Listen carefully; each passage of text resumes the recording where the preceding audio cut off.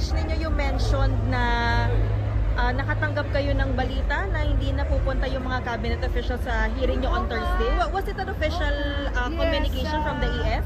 Yes, I received a letter last night from ES Bersamin saying that the executive would not be attending the hearing on April 3. Eh nakakalungkot naman kasi alam niyo maraming tanong pa rin, bitin pa rin kasi preliminary report lang naman ang kinaya ko.